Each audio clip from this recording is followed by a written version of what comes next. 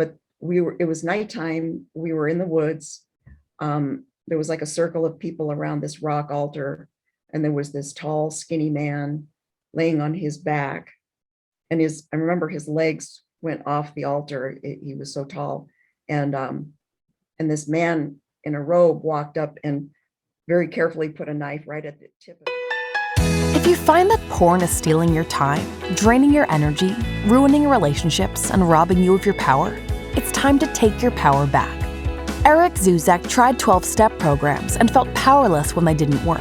He then discovered the power of mindfulness in combating addictions. Porn Talk is about reclaiming your power to end your porn addiction. It's how Eric transformed from powerless Eric to powerful Eric. Ready to break your porn addiction?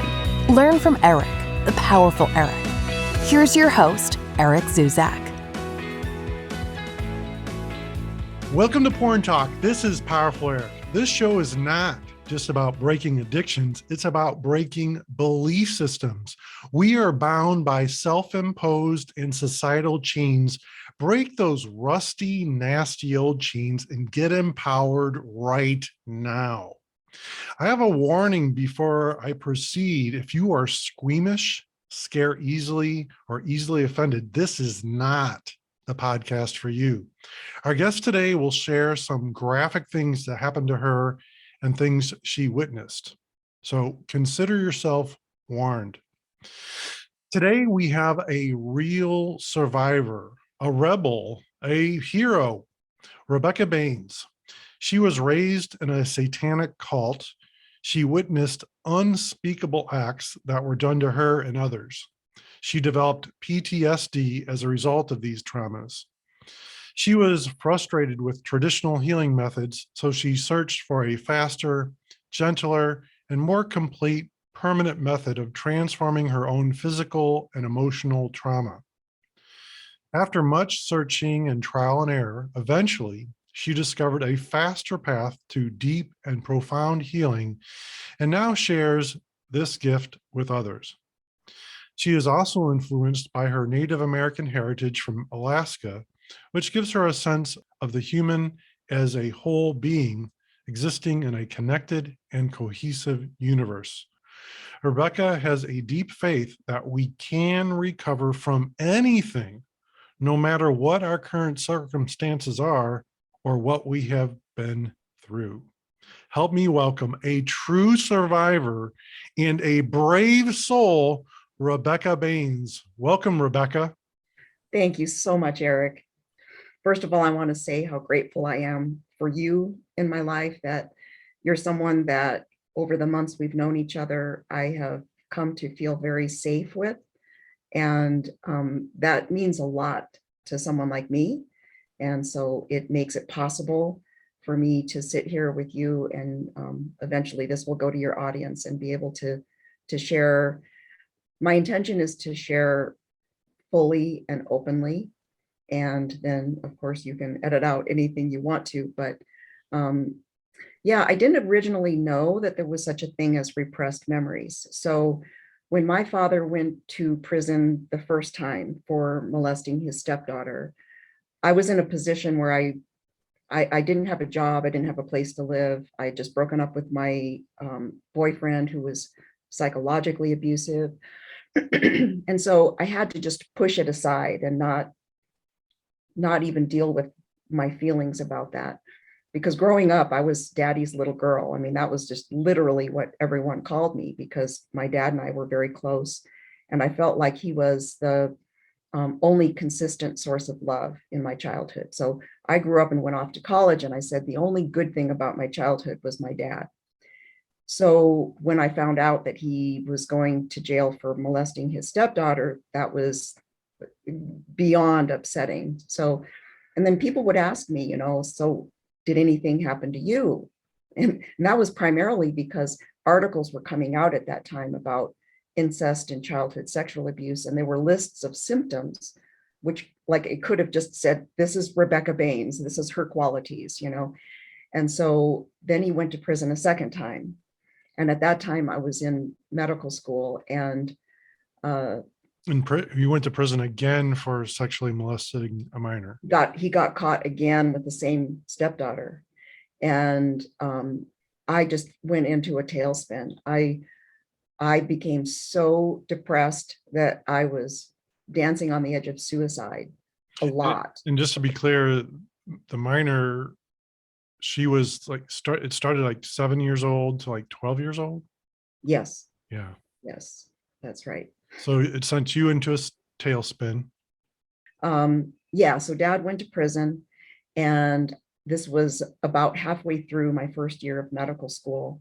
And I went into, it was so bad that there was a part of my mind that went like, what's wrong with this picture? Like, he ruins his life and now I'm wanting to kill myself. Like, that doesn't add up. Yeah, that doesn't make sense.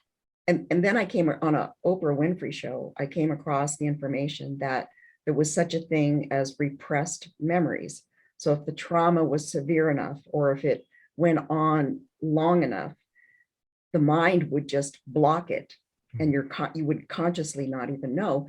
And when I saw that information, next thing I knew, I was just on my knees in front of the TV, just sobbing. And that made no sense to me. So yeah, that doesn't make like, why does that information make me like completely lose it? Yeah. And cry and cry and cry. So I got up and just finished studying. I just went back to my books, and then there were some other weird things that happened that just didn't make sense. One was, I went to cadaver lab one day, and that's where you were a nursing student? Medical student. Medical student. Okay. Yeah, I was going to be a doctor. And so my team and I were working on our cadaver, and we were trying to get the skin off the palm of the hand so we could study all the structures underneath.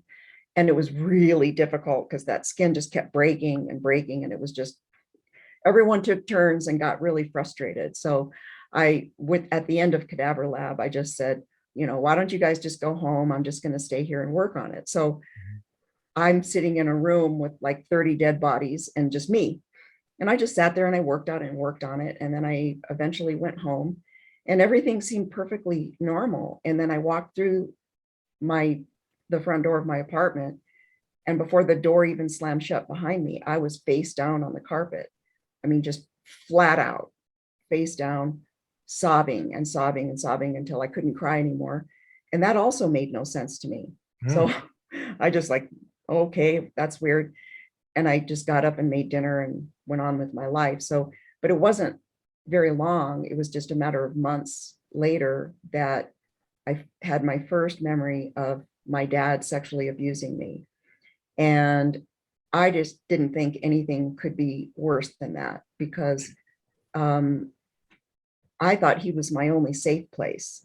He loved me. We were so close. And so that was really devastating. But right on the heels of that, I started having these really weird symptoms, flashbacks, nightmares, and none of that made any sense to me, but it was really gruesome, right? I was seeing like really gruesome things. And I was talking to my brother, and his soon-to-be mother-in-law was there, and she overheard the conversation, and she told him later, she goes, that stuff Rebecca was talking about sounds an awful lot like satanic ritual abuse. And he called and told me that, and we both burst out laughing. I'd never heard of satanic ritual abuse, first of all. I mean, it's kind of descriptive, right? But our dad was a minister. And so as it was, we just kind of thought, like, how could it get any worse? Dad's a minister. Now he's in prison for molesting his stepdaughter. He turns out to be a pedophile. Like, and our whole childhood, we were told this story about what a perfect family we were. My dad would come home and say, oh, they said you guys, we're the perfect family, well. My dad used to say a long time ago, like, when you look at another family or person, they seem like so wonderful and perfect, and maybe they are, but he says, you don't know what goes on behind those doors.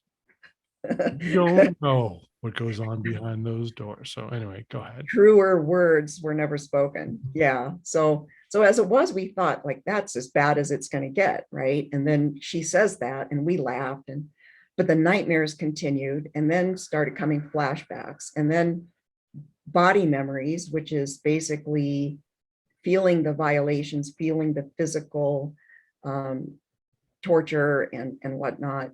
And usually like my repressed memories would come back in pieces. So I maybe would hear an event and not see anything and not feel anything. And I don't mean just physically not feeling anything, but emotionally having like flat affect.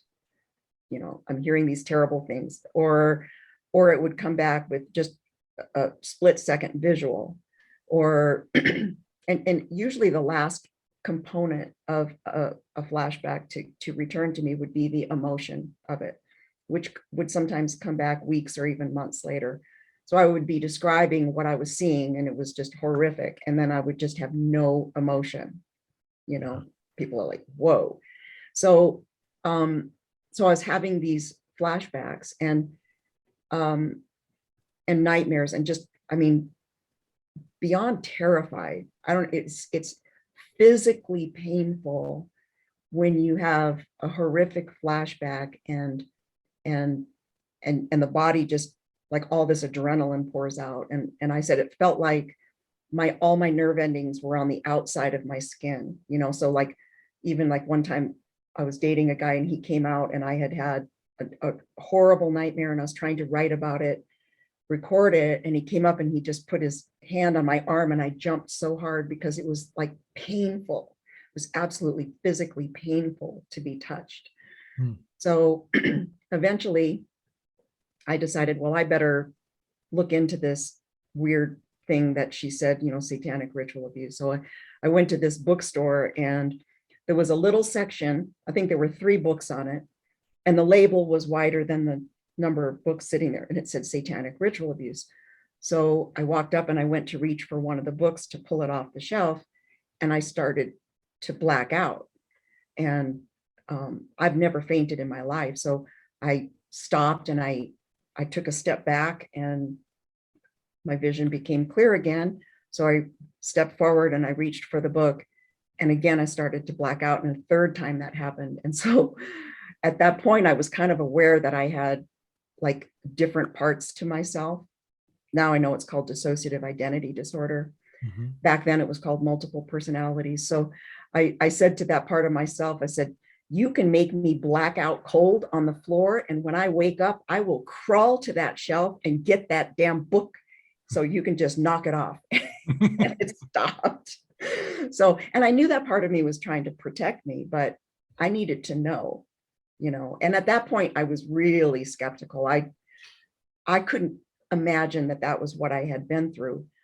It's amazing that there even was there's a section. There was even a section. It wasn't just, a book. It was a couple books that had a section on satanic ritual abuse. Wow. Yep.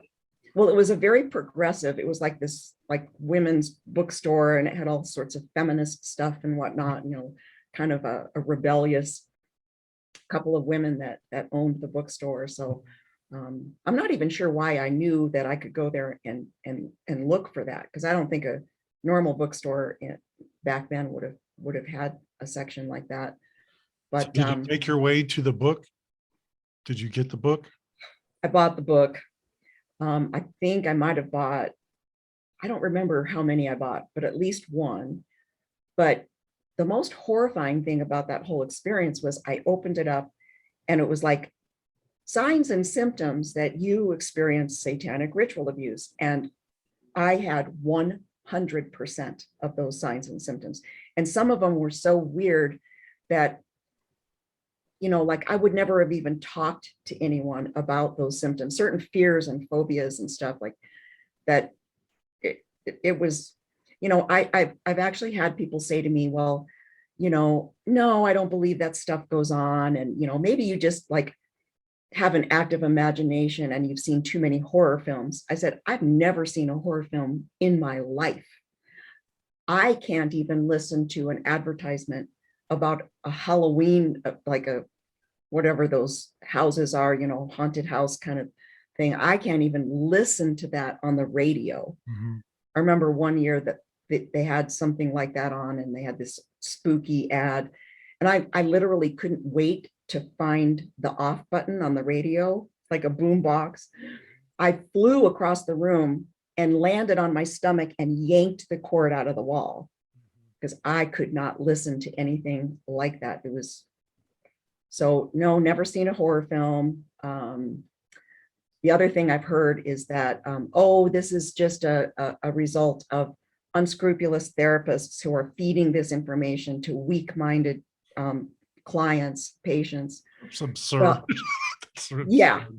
yeah, as if you could, right? Like, could they force me to have nightmares about people being killed? Could they force me to have nightmares about rituals being done in the woods at night? No. And even if they Um, could, why, that's silly. there's no, first of all, there's no motivation to do that. I know people have said to me, well, they make more money if they convince you that happened to you. But that was called, it was like the early 90s, and it was called Satanic Panic. And it was people trying, Yes. yeah, trying, The Satanic Panic. It was the late 80s, early 90s, goth teenagers and things like that. Tell us a little more about that, if you would. The well, Satanic Panic. from my perspective, having grown up within that culture, it's all based on and exists due to the secrecy. And so anyone involved in it would be very quick to try to discredit people talking about it. Because first of all, that's not allowed. What I uncovered was layers and layers of programming, because satanic cults are very adept at knowing how to train the mind for their purposes. Yeah. So they deliberately, like, they do torture and other techniques to fracture the psyche so that they have separate personalities. And they have some of them be loyal to the cult. So they're trained. And then other ones are trained to do other things. And, for the females, there's usually the task of being used for sexual abuse and pornography, which I'm pretty certain that I know I was used sexually, but I think that I have reason to believe that I was also used in pornography, which of course then they sell and they make money. And talking about the Satanic Panic, we had this conversation the other day. I was telling a friend that I was going to have you on the show, and I was telling him some of your experiences, and he's a very open-minded guy, but he pretty much shut down the whole thing. He brought up the Satanic Panic. He said, well, there was the Satanic Panic in the 80s and 90s, and that was investigated, and that was found that was all just a bunch of made up stories. And so he basically said he doesn't believe that this happened to you. Yeah. I know that a lot of people feel that way. And I would say, trust me, no one would want to say this happened to them. When I had my first memories and I realized what it was, I had one girlfriend she was in my class with me in medical school, and I had a boyfriend, a pretty pathetic boyfriend, but a boyfriend. And when I first told her what I was remembering, she never received my calls again.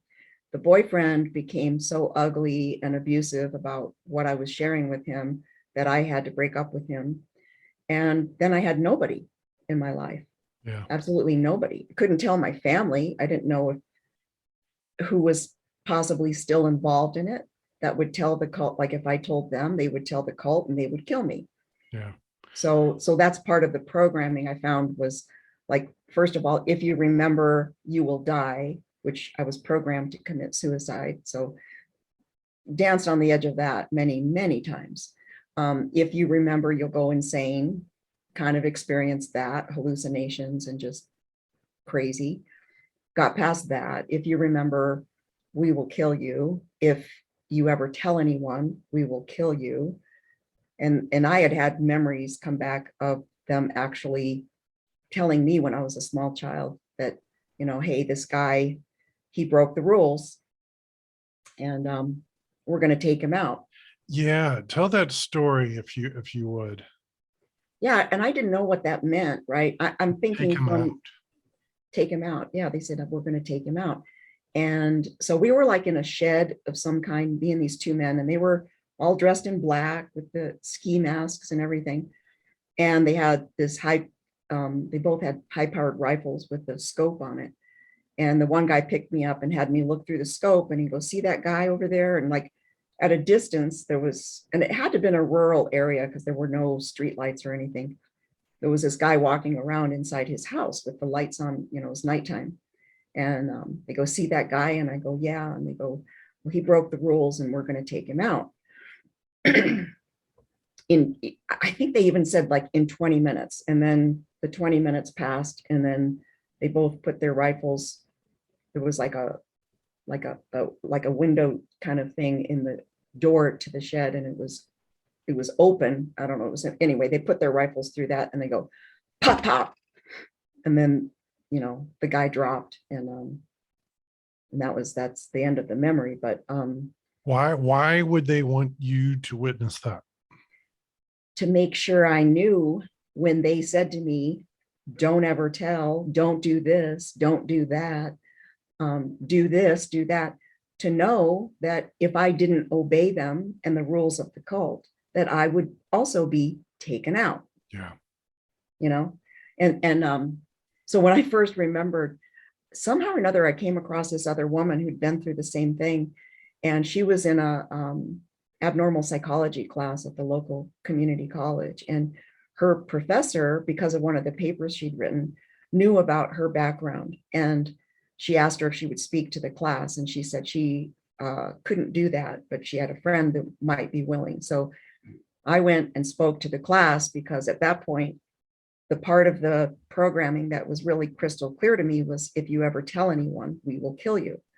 So I went and told my story to about 30 some students, and went home and collapsed. And then for 3 days, I couldn't walk past a window like that man did that got shot. I crawled on my hands and knees past any windows, because I was partially thinking that someone was going to come and kill me for doing that. Yeah.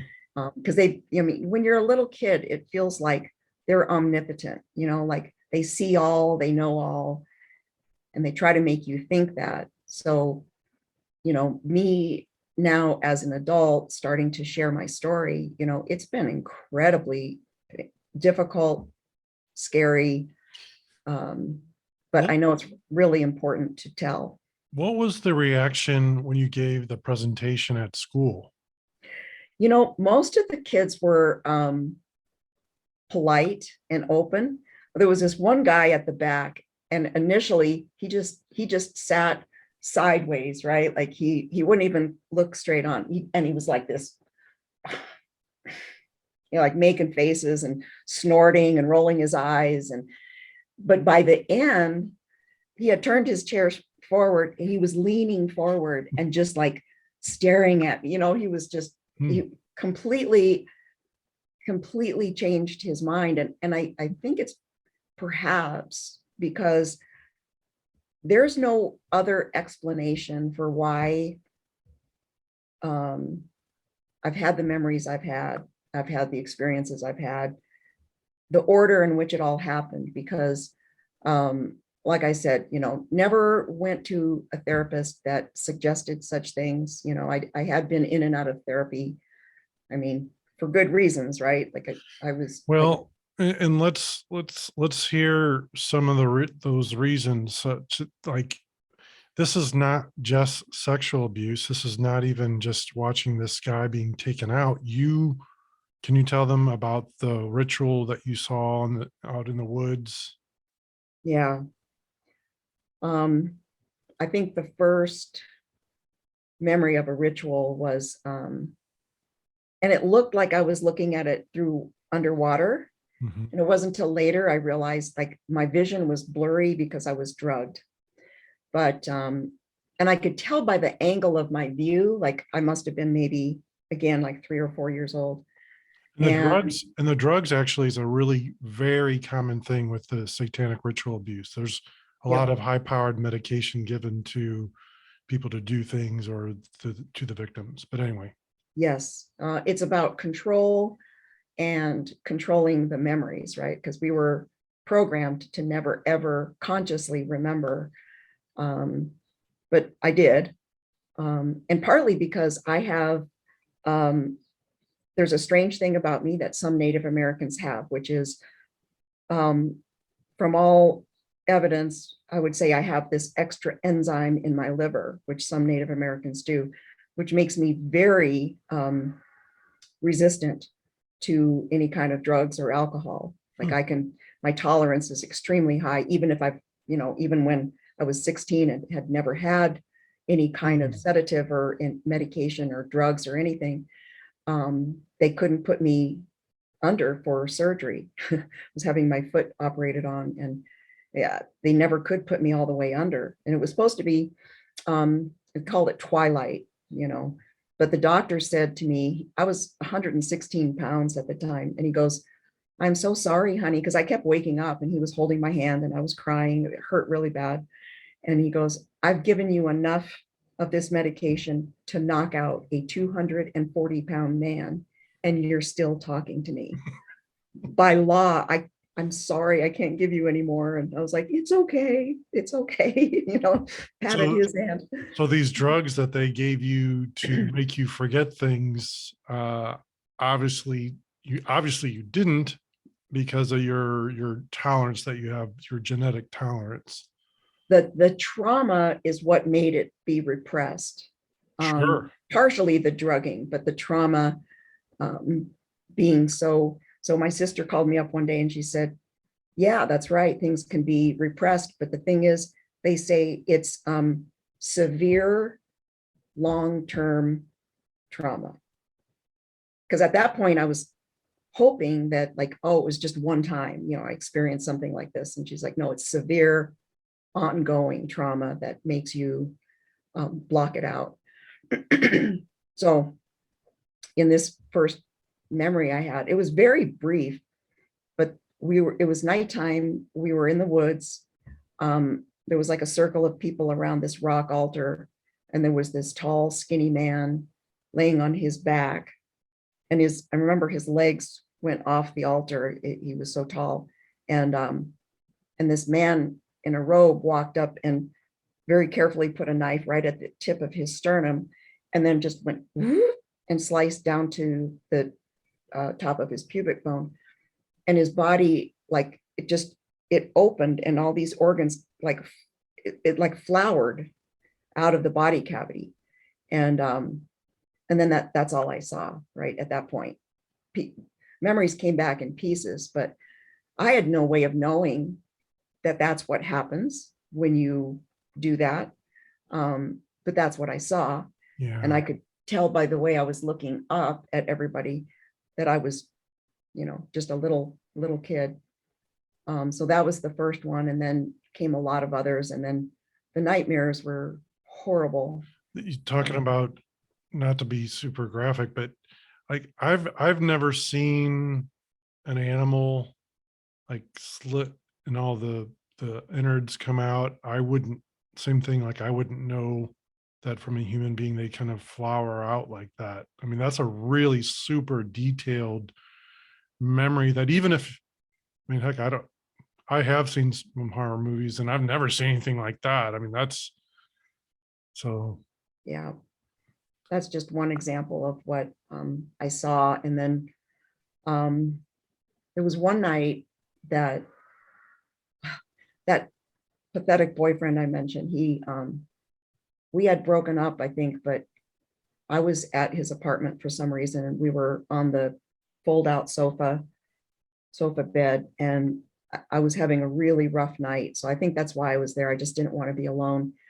But then he tried to sexually assault me, and it freaked me out so bad that I just like dissociated.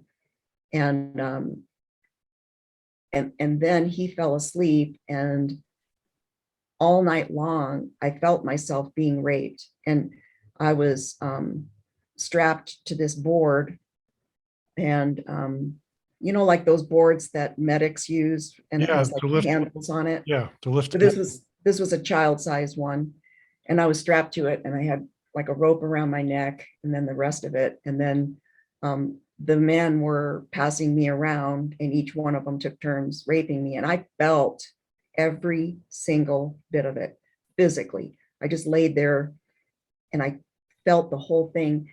And then the next morning, I was telling him about it, and I went in the bathroom, and there was a bruise on my neck, right where I had felt the rope. And so that's what I mean by body memories. And that, yeah. Wow. The sexual abuse of children through sex trafficking is very real. And like I said earlier, then discover that it can go to this bottom of satanic ritual abuse. How does this relate to porn? Because pornography feeds this darkness. And also, like you said, you thought that you were filmed. And so there could be somewhere out there pornographic films that were made of you. But the good news is, though, right, is that you did finally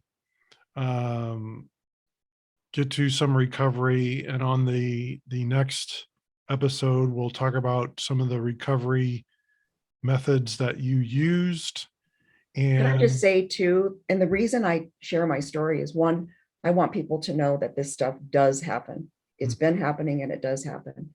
Number two, I want people, if they have someone in their life that comes forward and says that they have been through this, I want them to believe them, because it's really painful to have these memories, and then even more painful to have those dismissed and discounted.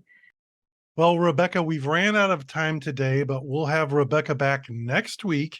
And in the meantime, if you want to reach out to Rebecca about her advanced theta healing, her trauma recovery technique, just reach out to her at standingbearhealing.com. That's standing bear like the animal, healing.com. That's standingbearhealing.com for Rebecca's unique recovery method. And be sure to join us next week when Rebecca proves that a human being can come back from just about anything.